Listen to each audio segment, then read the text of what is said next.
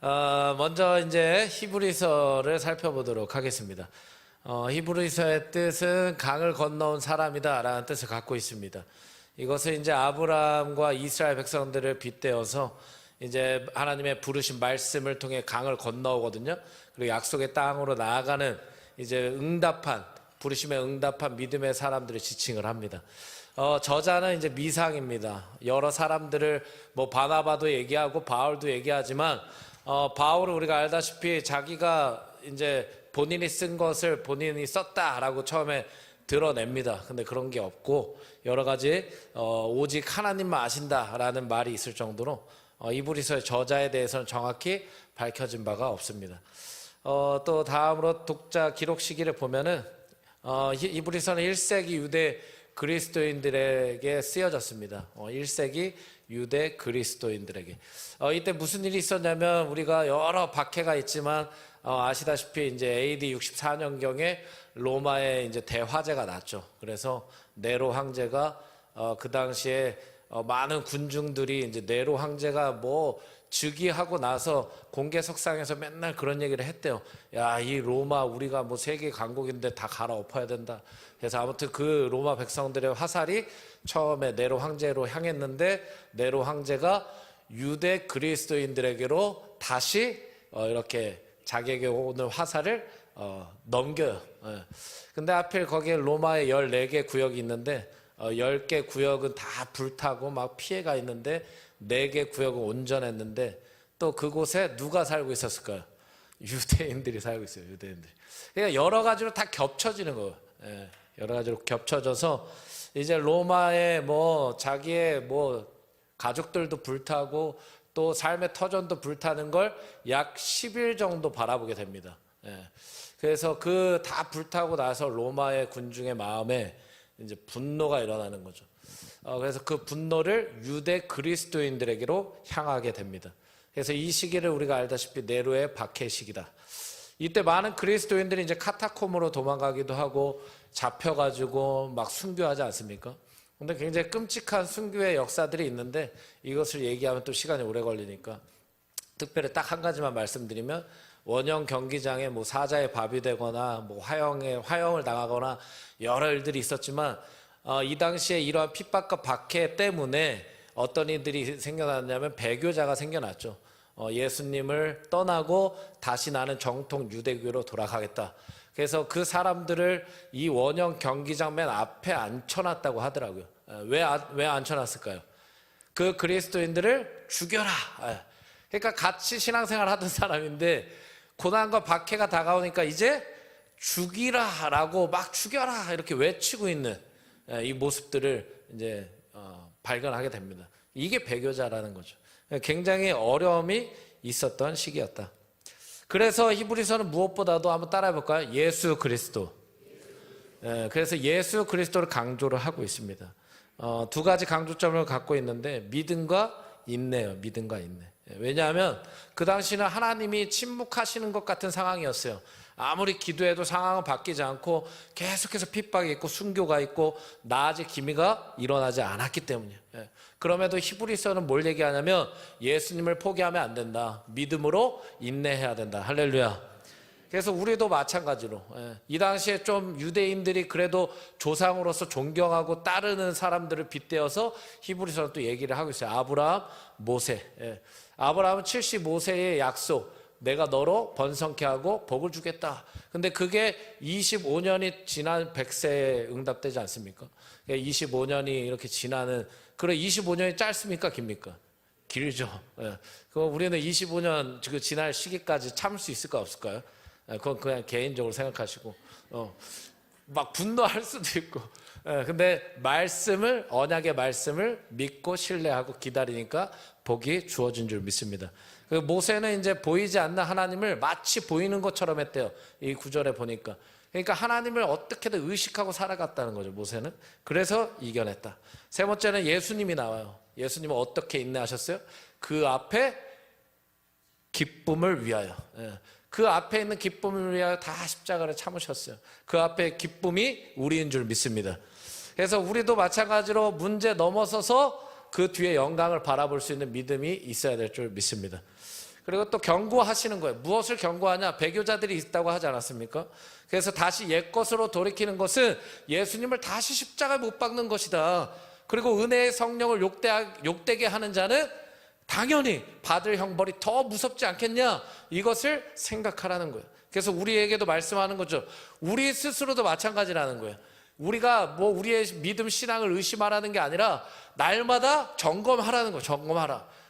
내 자신을 자신할 수 없다고 그랬잖아요. 나 믿음 괜찮아. 나 지금 신앙의 연수 있어. 나 직분도 있어. 이런 건 중요한 게 아니라는 거예요. 지금 현실, 내가 지금 주님 앞에 바르게 서 있느냐, 이것을 점검하라는 거죠.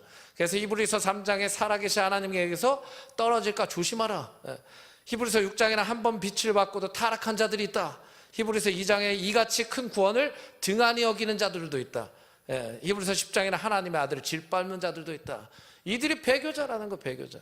그래서 우리는 날마다 진리 안에 자유함으로 믿음을 지켜야 될 줄 믿습니다. 그래서 무엇을 붙잡아야 합니까?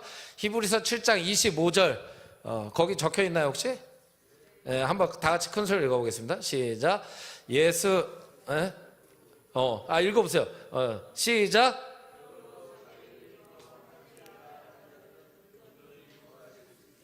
이는 그가 항상 살아계셔서 그들을 위하여 간구하심이라.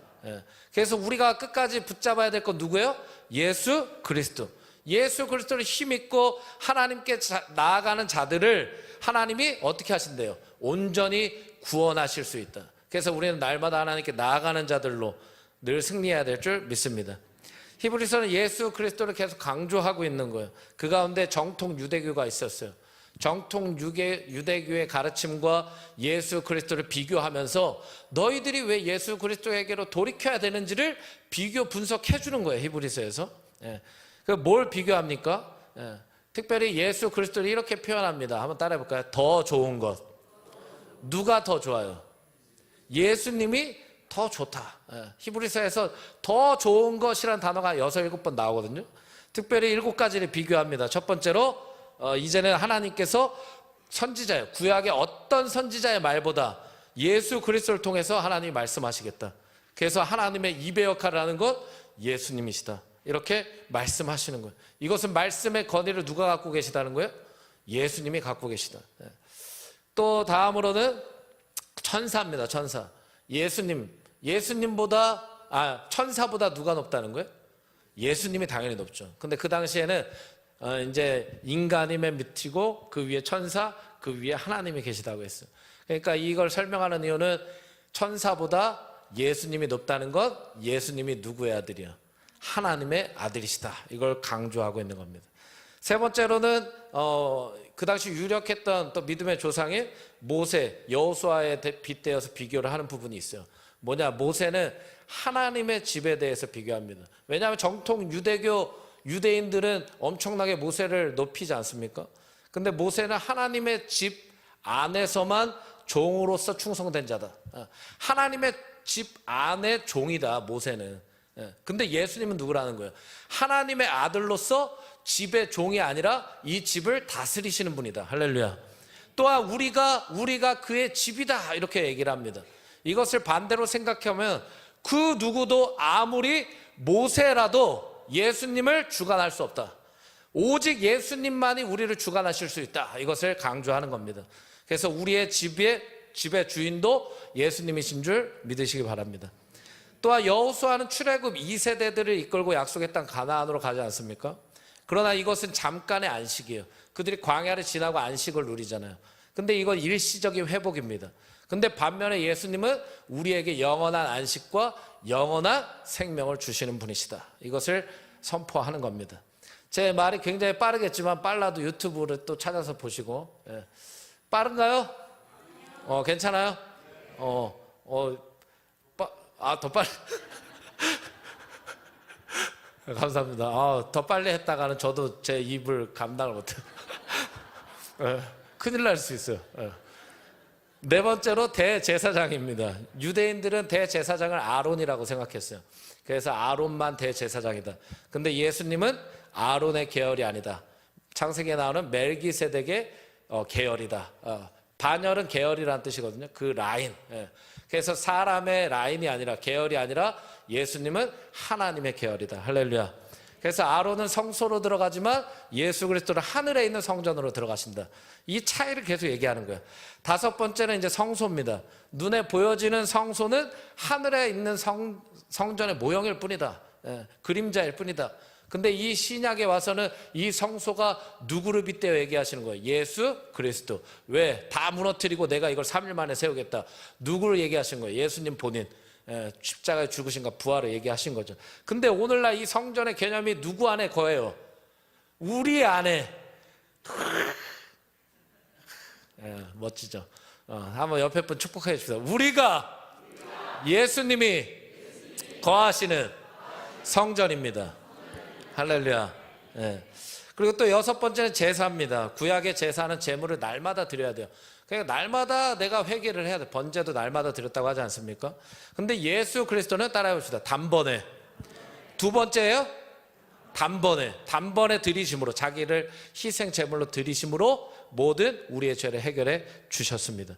그래서 이것도 여러 가지 단번에라는 의미가 여러 가지를 함축하고 있기 때문에 설명을 드리고 싶지만 시간이 없기 때문에 나중에 더 깊이 다룰 때 제가 설명을 드리겠습니다. 일곱 번째는 언약, 약속입니다. 유대인들은 신의 삶, 모압, 다윗 언약, 여러 가지 언약들이 있지 않습니까? 그래서 그들은 언약적 백성이라고 자부심이 있었어요. 그러나 예수님은 이 땅에 새 언약으로 오셨기 때문에 그들이 따라야 될 건 옛 언약이 아니라 새 언약이신 예수 그리스도다. 그래서 우리 예수님이 더 좋은 분이라는 걸 비교 분석해 주는 거예요. 그래서 예수님이 좋으신 분들은 소리 질러! 가만히 계시다가 제가 갑자기 소리 질러 하니까 좋습니다. 히브리서의 결론이에요. 우리 예수님께서 그럼 이 땅에 왜 오셨는가? 성육신, 인카네이션. 왜 예수님이 이 땅에 오셨는가가 굉장히 우리에게 중요해야 돼요. 왜냐하면 이때는 핍박의 시대라고 그랬어요. 그렇죠? 굉장히 심한 핍박이 있어요. 자기 가족들이 눈앞에서 죽는 것도 실제로 딱 이렇게 펼쳐지면서 자기 자녀가 눈앞에서 죽는다고 생각해 보세요. 야, 네 같이 신앙생활했던 사람도 어디 있어? 지금 다 카타콤에 막 숨어 있잖아요. 그걸 말해야 돼요. 말할 수밖에 없는 상황이 눈앞에서 펼쳐지는 거예요. 그래서 이러한 핍박과 어려움의 시대 가운데 우리가 예수님이 이 땅에 왜 오셨는가를 알지 못하고 어영부영 신앙생활하면 우리도 배교자가 될 수 있다. 그렇기 때문에 예수님이 이 땅에 왜 오셨는가는 우리의 믿음을 지키는 결정적 근거가 되는 거예요. 그래서 오늘 나누어드린 프린트 결론 부분에 이것을 써놨거든요. 여기에 보면은 이 모든 것을 합쳐보면 뭐냐면 대제사장이 대속죄일이 되면 1년에 한 번씩 지성소로 들어가요. 왜 들어가요? 자기 죄도 회개했고 모든 백성들의 죄도 회개했습니다.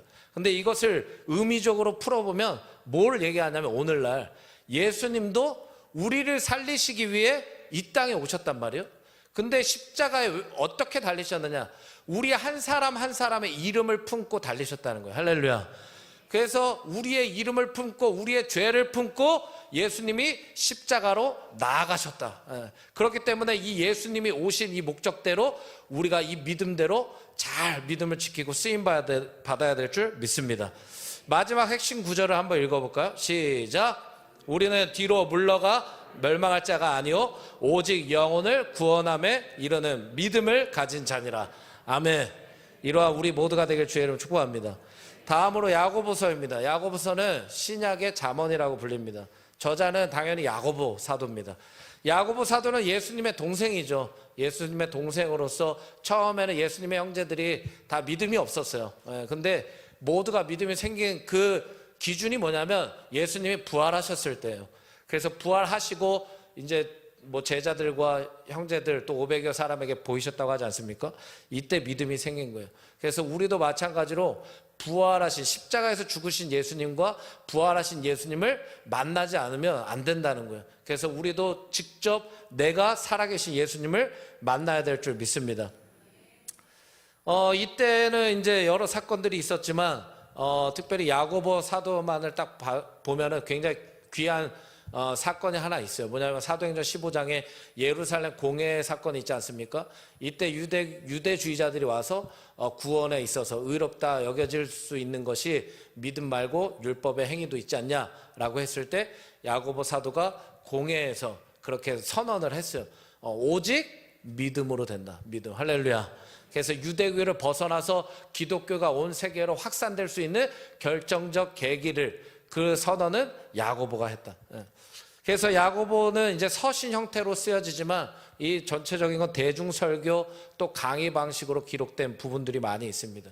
그리고 이 공동서신으로서 모든 교회들이 열람할 수 있도록 회람 서신으로 이제 기록된 게 특징을 가지고 있어요. 야고보서는 이제 초대 예루살렘 교회에 큰 핍박이 있을 때 이제 그리스도인들이 흩어지지 않습니까? 그래서 디아스포라 유대인이라고 하는데 그래서 야고보 사도가 이제 담임 목사의 심정으로 모두 흩어진 유대 그리스도인들에게 이제 편지하는 게 야고보서입니다. 어려움이 있었겠죠, 그렇죠? 가는 곳마다 정통 유대교 유대인들도 있었고 이방인들도 있는 거예요. 근데 나는 그리스도인이에요. 그리고 그게 그리스도인이 아직 다 확산되지도 않았어요. 누가 보면 잘 몰라요. 그러니까 내가 알지도 못하는 지역으로 도망쳐 갔는데 어디 한 곳에 내가 들어갈 수 없는 상황. 다 거부하는 상황이 있는 거예요. 그걸 외로울까요? 아니면 기쁠까요? 외롭죠. 그 옆에 분한테 물어보세요. 외롭냐고. 그래도 물어보세요. 한 번이라도. 외롭냐고. 저희도 그럴 때가 있잖아요. 직장에 갔을 때도 야, 나 그리스도인인데 외롭다. 같이 동역자가 있으면 괜찮지만 근데 교회에서도 외로운 분이 있어요. 그래서 한번 더 축복해 봅시다. 이번에 뒤에 사람 보면서 맨 뒤 분은 앞에 사람 보시고 뒤에 분 보시면 외롭지 마세요. 예수님도 있고 저도 있어요. 그래서 이렇게 거부당하는 현실 때문에 어려움들도 있었는데 교회 내부적으로도 어려움이 있었어요. 왜냐하면 재정적 어려움도 있었고 내부적인 분열들도 있었어요. 그래서 그 문제들이 뭐냐면 야고보서에서는 차별이다. 이것은 이제 경제적인 차별이에요.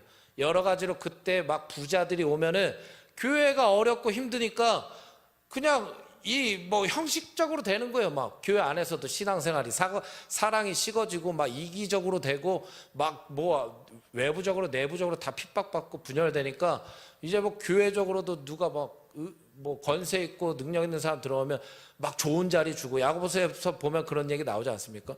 그러니까 막 이렇게 극단적인 이제 차이들이 생겨나는 거죠. 분열들이. 그래서 차별도 있고 또 뭐가 있냐면 악한 말의 문제다. 그래서 이 말의 문제도 있었다. 비방, 또 다툼, 시기. 우리 옆에 분에게 한 번 더 물어보세요. 요즘 어떠시냐고.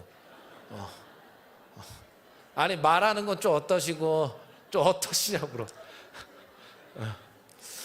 그래서 신앙이 형식적으로 되어가니까 교회마다 이제 사랑이 식어갔다 이거죠.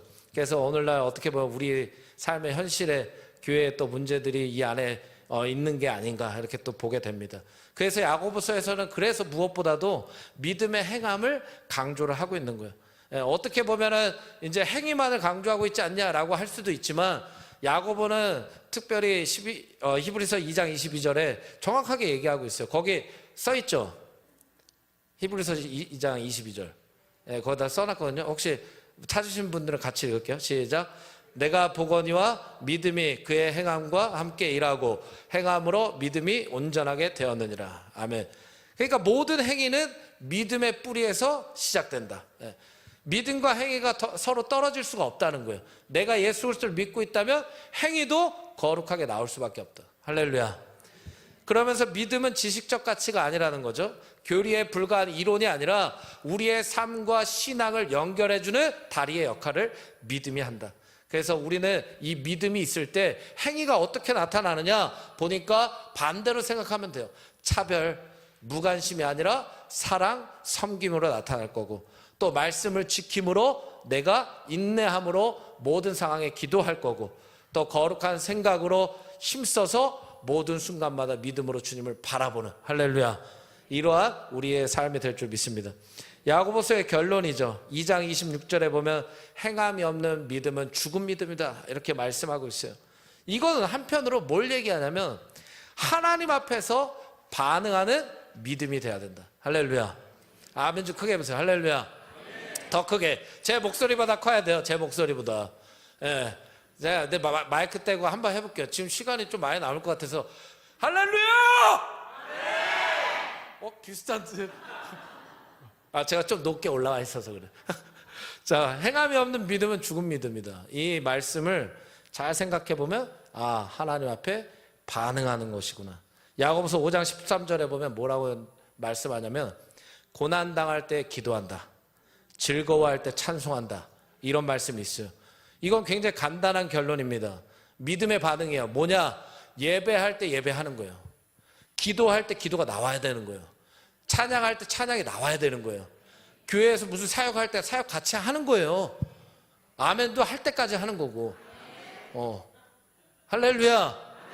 주님이 사랑하라고 했으니까 사랑하는 거고, 그 대상은 결정도 해주셔서 친절하죠. 원수까지도 사랑. 얼마나 친절하죠. 우리의 힘으로 되는 게 아니라 성령의 역사. 할렐루야. 성령을 구해라. 또 친절하게 가르쳐 주시고, 뭐 성령의 9가지 열매로 주시겠다고 하고, 얼마나 친절하시냐고요. 그러니까 우리는 반응이 이런 거예요. 그러니까 반대로 생각하시면 돼요. 내가 예배할 때 예배가 안 돼. 내가 사랑하라고 했는데 사랑이 안 돼. 내가 섬기라고 했는데 못 섬기겠어요. 그럼 뭘 구해야 될까요, 도대체?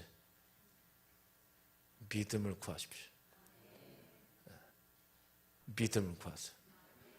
흉내내는 거는 어느 정도까지 할 수 있다고 그랬어요. 그렇죠?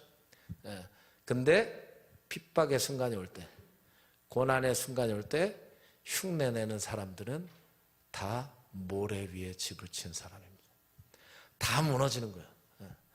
반석 위에 집을 지은 사람만 버티는 거예요. 반석은 예수 그리스도. 할렐루야. 좋아서 그래요. 좋아서. 자, 율법적 행위가 아니라 믿음의 행위로 승리하시기 바랍니다. 베드로 전후서를 한번 보겠습니다. 저자는 이제 예수님의 수제자 베드로겠죠. 베드로는 예수님을 3번이나 부인했던 실패의 경험을 갖고 있어요. 근데 베드로도 마찬가지로 부활하신 예수님을 만나고 변화된 거죠. 그래서 성령의 충만함을 받고 초대교회 강력한 지도자로 쓰임받지 않습니까? 그래서 예수님이 한편으로는 주는 그리스도시요 살아계신 하나님의 아들이시라는 그 베드로의 고백 위에 교회를 세우겠다. 근데 초대교회에 한설교회 막 3,000명이 회개해요. 할렐루야. 그러니까 이 베드로가 정말 쓰임을 많이 받은 사람이에요. 베드로 전서를 보면은 이제 오늘날 터키 지역이죠. 이 북쪽 지역에 흩어진 교회들, 뭐 비두니아, 본도, 아시아, 갈라디아, 갑바도기아 여러 교회들에게 회람한 또 회람 서신이 됩니다. 모든 교회가 볼 수 있게끔. 이때도 이제 전에 히브리서와 같이 AD 64, 65년경 네로 박해가 있기 이제 초기 시대, 초기 박해 시기로 이제 보고 있습니다. 이 당시에는 이제 헬라 로마권에 살던 유대 그리스도인들을 이제 그 지역에 살던 사람들이 되게 이상하게 보던 시기예요. 이게 확산이 안 됐잖아요. 그리스도인들이. 그렇죠? 누군지 몰라요. 근데 문화도 달라. 가치관도 달라. 근데 그 사람들을 봤을 때 이 방탕한 죄가 얼마나 좋은데 이걸 안 해요. 그냥 막 구별되게 살아가요. 막 예수가 다래. 막. 그러니까 얼마나 희한하게 봤을까요? 그렇죠? 이방인들이. 그러니까 막 핍박을 하고 비방을 하고 그렇게 그들을 거부를 했다. 이 가운데 베드로는 고난의 때에 흩어진 성도들 또 교회들에게 믿음을 잃지 말아라. 오히려 환난과 고난의 때가 왔을 때 너희들이 넘어지지 않기 위해 더 준비를 잘해라. 이렇게 베드로 전후서를 쓰고 있는 거예요. 그럼 어떻게 준비할 수 있을까 보니까 따라합시다. 구원. 먼저는 구원이죠. 그래서 구원의 확신이 있으시죠? 구원의 확신. 우리 구원자는 누구십니까? 예수 그리스도. 할렐루야. 예수 그리스도 이외에 다른 이름을 우리에게 주신 적이 없다. 믿으시기 바랍니다. 이 구원의 확신을 얘기하고, 다음으로는 이제 준비되어질 게 고난이에요. 고난. 그러니까 예수 그리스도를 따르는 이들에게 펼쳐지는 삶은 행복과 기쁨인데 그 안에 고난과 핍박은 당연히 깔려있다. 그래서 이 고난은 당연하다. 어떤 고난들입니까? 여러 가지 시험이 올 거고 선을 행할 때 매 맞을 거래요. 혹시 선을 행할 때 매 맞아보셨어요? 엄마한테 말 안 듣는다고 매는 많이 맞아왔는데 내가 선을 행할 때 매 맞아봤나? 반응이 왜 이렇게 싸늘해요? 내가 언제 매 맞아봤나? 저는 군대 있을 때 많이 맞아봤어요. 또 군대 얘기하면 안 돼, 왜 안 돼? 자, 끝나지 않으니까 의를 위한 고난, 그리스도의 고난에 또 참여하고 또 하나님의 뜻대로 고난 당하는 것도 있대요. 하나님이 우리를 정금과 같이 쓰시기 위해 고난도 주신다. 그래서 우리는 그 고난이 어떤 고난이든지 하나님을 발견할 수 있는 믿음이 있어야 될 줄 믿습니다. 다음으로 소망이에요. 베드로는 자신이 베드로전서를 쓰는 곳이 바벨론이라 이렇게 표현합니다. 그 바벨론은 그 당시 로마를 얘기하는 거겠죠. 그리고 또한 오늘날의 이 세상을 얘기합니다. 그래서 여러 어려움의 고난들이 발생할 수는 있지만 이 고난을 이겨낼 수 있는 힘은 어디에서 나오느냐? 소망. 소망을 품고 있느냐? 이걸 얘기하는 거예요. 그래서 우리의 소망이 누가 되세요? 예수 그리스도가 우리의 소망이에요. 왜? 주님은 부활하시고 다시 승천하셨고 다시 이곳에 오시겠다고 약속하셨어요. 그러니까 그분에게 우리가 소망이 있는 거예요. 다음으로 거룩함입니다. 어려운 고난의 때라도 그리스도인들은 하나님이 거룩하시기 때문에 거룩을 추구해야 된다, 이것을 얘기하는 거예요. 그래, 거룩을 준비해라. 근데 날마다의 삶에 내가 거룩하지 않으면 내가 핍박의 순간에 왔을 때 거룩할 수 있을까요? 그건 모르겠어요. 장담할 수 없지만 성경에서 이렇게 펼쳐서 보면 많은 성경의 인물들이 날마다의 삶에 정직했어요. 그 정직은 거룩입니다.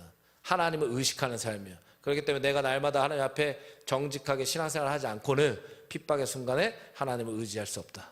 그래서 오늘도 이 자리에 오신 모든 성도님들 주의로 축복합니다. 온라인으로 들으시는 분들 소리 질러! 한두 분 소리 지르는 것 같아요. 자, 아무튼 핍박의 순간 이겨내야 됩니다. 그래서 베드로전서에서 말씀하고 있는 것은 결국 뭐냐? 베드로전서 4장 13절에 뭐라고 얘기하냐면 오히려 너희가 그리스도의 고난에 참여하는 것으로 즐거워하라. 이는 그의 영광을 나타내실 때에 너희로 즐거워하고 기뻐하게 하려 함이라. 할렐루야. 크게 하면서 할렐루야. 우리가 바라보는 고난의 관점이 바뀌어야 된다는 거예요. 날 왜 이렇게 힘들게, 왜 날 이렇게 어렵게, 이게 아니고 이 고난에 참여하는 것에 대해서 내가 기뻐하고 즐거워할 수 있는 이유는 뭐냐? 그의 영광을 나타내실 때, 예수 그리스도가 이 땅에 다시 오실 때에, 주님의 이름이 영광 받으실 그때에 우리의 그 고난에 믿음으로 승리하는 그 순간 우리도 함께 그 고난의 기쁨으로 동참할 수 있다. 영광. 그래서 이 고난은 장차올 영광과는 좋게 비교할 수 없음을 믿으시길 바랍니다. 마지막으로 유다서입니다. 베드로후서의 상황과 유다서의 상황이 비슷하기 때문에 유다서를 통해서 살펴보도록 하겠습니다. 저자는 예수님의 동생 유다입니다. 야고보와 같이 처음에는 믿음이 없었지만 부활하신 예수님을 만나고 믿음이 생겼어요. 유다서는 이방 지역에 흩어진, 여기 다 비슷해요. 초기에 흩어진 많은 디아스포라 유대인들 또 교회들을 향해서 쓰여졌습니다. 본래는 이제 유다가 일반적인 구원에 관해서 쓰려고 했어요. 근데 갑자기 그 길이 바뀌었어요. 그래서 믿음의 도를 위하여 힘써 싸우라. 이 편지의 목적이 어떻게 보면 방향이 바뀐 것처럼 보여집니다. 왜냐? 그러니까 유다는 이렇게 해야 할 필요를 느꼈기 때문이다. 이렇게 유다서에 쓰여 있거든요. 그럼 왜 이렇게 느꼈냐 보니까 유다서 1장 4절에 가만히 들어온 사람이 있었기 때문이다. 이렇게 유다서에서 말씀합니다. 즉 흩어진 교회에 지금 핍박도 있고 내부적인 분열도 있고 지금 뭐 안팎으로 또 뭐 어려움이 있는데 또 교회에 누가 들어왔다고요? 가만히 들어온 사람. 가만히 들어온 사람. 뭐 누군지 좀 짐작이 되시죠? 가만히 들어온 사람이 누굴까? 1번, 2단, 2번, 3단! 2단이겠죠 이제. 3단이면 좀 2단. 아무튼 2단이 그 흩어진 교회에 또 들어왔어요. 지겹죠? 너무 지겨운 것 같아. 2단들 진짜 어떻게 해야 돼 이거요? 너무 막 그죠? 화나죠 막. 별로 그렇게 뭐 빨리 끝내라. 눈 좀 똑바로 떠보세요. 이제 마지막이니까 시간이 너무 많이 남았어요. 자, 이단들만 생각하면 아주 그냥 막 분노가 올라오는데, 자, 아무튼 이 믿음의 도를 힘써 싸우라 편지의 목적을 밝히는 거예요. 그러니까 가만히 들어온 사람들이 누구냐? 초기 영지주의적인 이단들을 얘기를 합니다. 우리가 갈라디아서에서도 살펴봤지만 영지주의는 제가 설명을 드렸죠. 극단적 이원론자들이에요. 그래서 우리의 영은 거룩하지만 육은 악하다. 예. 그래서 이 극단적인 상황들이 두 부류로 항상 나눠지는 거죠. 우리의 영은 구원받았으니까 육은 마음대로 해도 된다라는 극단적 쾌락주의로 빠지는 사람이 있고, 어차피 우리가 이 땅에 살아갈 때 육을 입고 있으니까 그래도 이걸 절제를 시키고 다스려야 된다는 극단적 금욕주의자들이 있어요. 그래서 이렇게 여러 가지로 이단들은 계속해서 극단적으로 교회를 분열시키고 성도들을 이간질하고 여러 가지로 어려움을 주는 거죠. 그래서 유다서에서 밝히고 있는 이단의 특징이 뭐라고 합니까? 유다서의 핵심 부분을 보면 나와 있어요. 첫 번째는 하나님의 은혜를 방탕한 것으로 바꾼다. 이거는 늘 우리가 잘 생각하고 있어야 돼요. 제가 한 번은 6호와 거기 가는데 거기 근데 깜짝 놀란 게 있어요. 뭐냐? 성경책을 들고 있어요. 우리가 들고 있는 성경책을. 그래서 저는 처음에 호감이 갔어요. 아니 성경책 나랑 같은 성경 보나 보다. 딱 가는데 뭐 이상한 얘기를 해. 그래서 제가 너무 화가 나서 제가 목사라고 밝히지 않았지만 예수님을 믿으십시오. 제가 그랬어요. 그러니까 그분이 표정이 안 좋아져요. 예수님을 믿으라는데 왜 표정이 안 좋아져요? 우리 옆에 분한테 예수님을 믿으세요 한번 해보세요. 표정이 좋아지나 안 좋아지나? 이단들한테 꼭 예수님 믿으라고 표정이 안 좋아져요. 예수님 믿으세요 하면 어떻게 해야 돼요? 저도 믿어요. 해보세요. 시작. 네, 좋습니다. 감사합니다. 그래서 은혜를 방탕한 것으로 바꾼다. 그리고 예수님을 부인한대요. 두 번째는 분열을 일으킨대요. 네. 우리 한국에 이단이 너무 많아가지고 또 이단이 침투한 교회들이 막 분열되고 쓰러지는 것들이 굉장히 많지 않습니까? 네, 그래서 이게 마음이 아프긴 한데 이 이단들은 육에 속했기 때문이에요. 영에 속하지 않았기 때문에. 그리고 성령이 없대요. 네. 성령이 임하면 주를 그리스도 나의 주라고 고백할 수 있다고 하지 않습니까? 그래서 우리에게는 성령 충만이 필요한 줄 믿습니다. 세 번째, 자신이 알지 못하면 막 먼저 비방부터 하는 거예요. 그러니까 우리가 모르면 어떻게 해야 돼요? 1번 배우려고 한다, 2번 비방한다, 3번 모르겠다. 아니 우리가 말씀을 배울 때도 모르는 게 있으면 배워야 되잖아요. 근데 처음부터 비방부터 하면 안 돼요. 교회가 왜 이거부터 하냐 이러지 말고 너무 좋다 한번 따라가서 시작. 성경 산책하니까 이제 산책 그만하고 싶어 이게 아니에요. 산책을 넘어서 등산을 해야지. 할렐루야. 언제 산책 가지고 숨쉬기 운동만 할 거예요? 뛰어서 등산으로 올라가고. 그러니까 제가 저한테 시간을 말해주면 이렇게 이상한 얘기만 해요. 자, 네 번째 이단은 원망 불평을 토한다. 그러니까 말로 막 그냥 토한다는 의미가 그냥 끄집어내는 거예요. 없는 불만도 막 끄집어내서 토를 하는 거예요. 그리고 그 정욕대로 행하는 자다. 이렇게 특징을 얘기합니다. 그래서 유다서는 이러한 이단들에게 8가지 예로 경고를 하고 있죠. 하나님을 믿지 않는 이스라엘은 멸한다. 그 영적으로 교만했던 또 타락했던 천사들을 빗대어서 얘기하고, 방탕 음행으로 불의 형벌을 받았던 소돔과 고모라를 얘기하고, 또 그 이외에는 여러 8가지 예가 나옵니다. 그래서 우리는 오직 예수 그리스도 이외에 다른 구원자가 없음을 믿으시기 바랍니다. 결론입니다. 이러한 어려움 가운데 개인적으로는 거룩한 믿음 위에 우리를 세우고 또 성령으로 기도해야 돼요. 이러한 어려움이 많아요. 근데 이 유다서는 우리 개인에게 이렇게 살아가라 이렇게 얘기하는 거예요. 우리를 거룩한 믿음 위에 세워야 된다. 그리고 성령으로 기도해야 된다. 그러니까 이거는 우리가 말씀과 기도로 거룩해지지 않아요. 그렇죠? 말씀과 기도로만 거룩해져요. 그렇죠? 그렇기 때문에 말씀과 기도는 당연히 기본이고 성령을 의지해서 우리를 그 말씀 위에 기도 위에 세워야 될 줄 믿습니다. 그리고 하나님의 사랑 안에서 우리를 스스로 지켜내려 스스로. 하나님의 사랑 안에 내가 스스로 거할 수 있도록 노력을 해야 되고 또 예수 그리스도의 긍휼을 날마다 구해야 됩니다.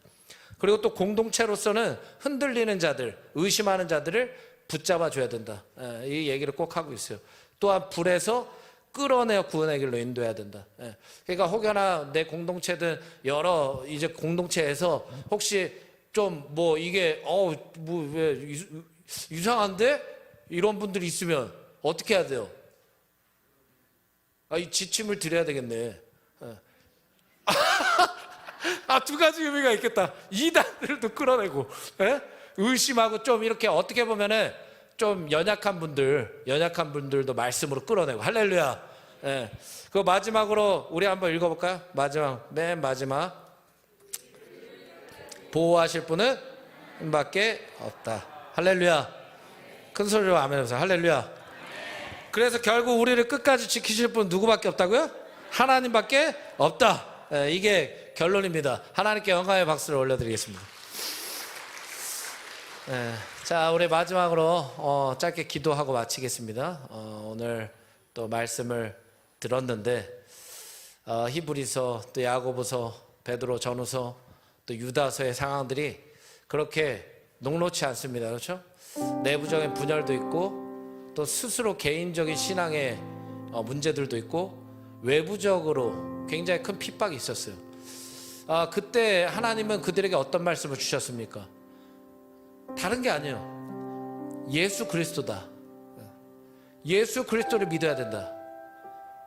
믿음 위에 서 있어야 된다. 또 그 믿음이 있다면 거룩한 삶을 살아가야 된다.